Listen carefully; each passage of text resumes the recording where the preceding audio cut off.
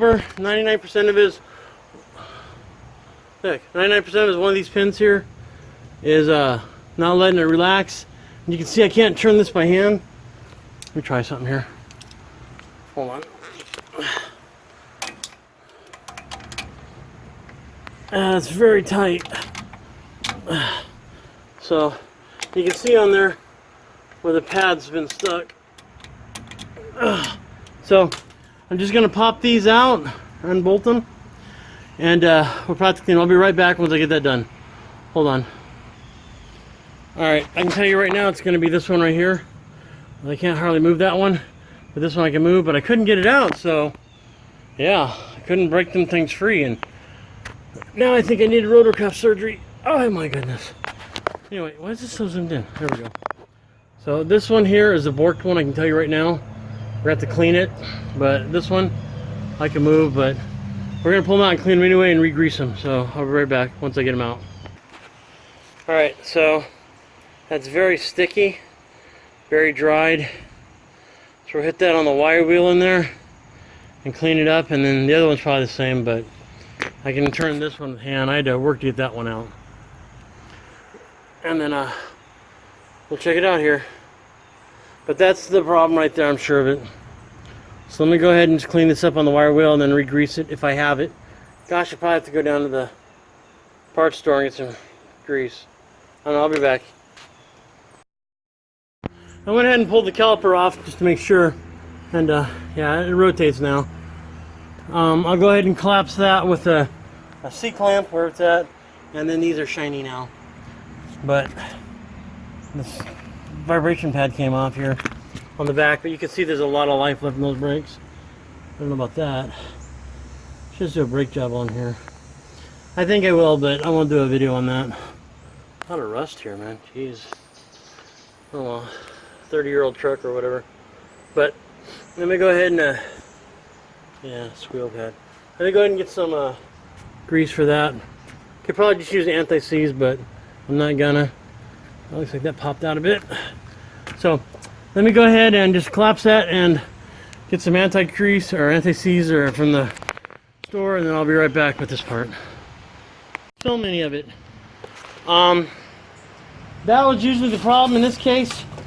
I did have a seized caliper because I couldn't screw it in with the C-clamp there. I mean, I got it in, but it was really, really difficult. And I was going to get a rebuild kit for it, and they said it was $35. For $35, I'm not tearing this thing back apart. So when the food slave gets home, we'll go ahead and bleed it. I mean, I could hook it up and rig some up with a vacuum and all that stuff, but I ain't gonna. Sorry, but that's pretty much it. It's real simple. Always use a silicone or not a regular grease on the slide pins, because they will take and remove that? Not really, because it will dry out. And we had a cracked we did have a slide pin problem, like I said. It's just cracked right there. I don't know if you can see it, but it dried out on the slide pin. Oh, what is that, a sleeve, I guess? But that was a problem there. That was the one on the bottom. So all done. Gonna put the wheel back on, and that's it. But like I said, 90% of the time it's one of these pins, and in this case it was. But I also had a caliper that was going to seize more. You know, I mean, we're good now, as you can see.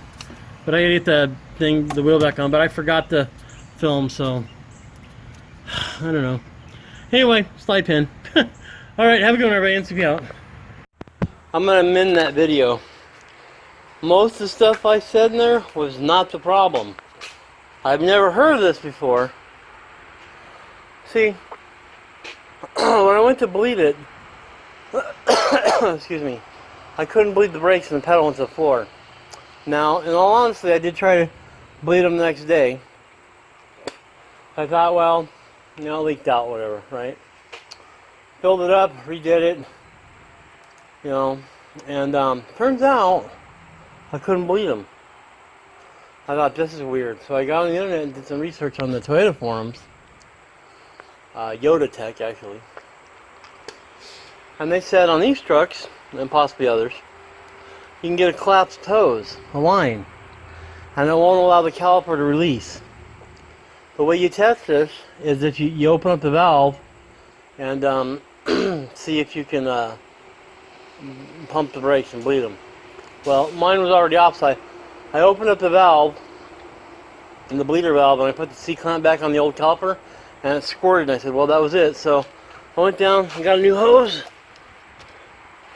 Well, you can't see down in there, but this one is collapsed internally.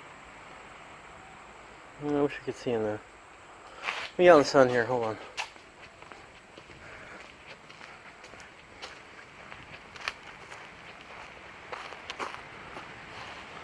Well, I don't know if you can see because I can't, but it's collapsing internally. So that was a problem in my case.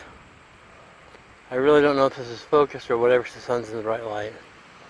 But yeah, how about that? That's something new. I didn't know. But you can check by opening up your bleed valve on your brakes and pumping them. If it squirts, then you're good. If not, you're not. So I went ahead and did the brakes, changed the pads on them. I didn't do the back brakes because they're drum, but I did bleed them all again. And I flushed out the fluid basically. I took a turkey baster and sucked it all out of the reservoir, and then put new stuff in there, and then bled the brakes. So it's all clean now. But that's what's up. So before you start dealing with a stuck caliper, just open up the bleeder valve and see if you can pump the brakes. Alright, that was gross. My apologies. Alright, this is NCP. I hope you guys have a great day. Have a good one.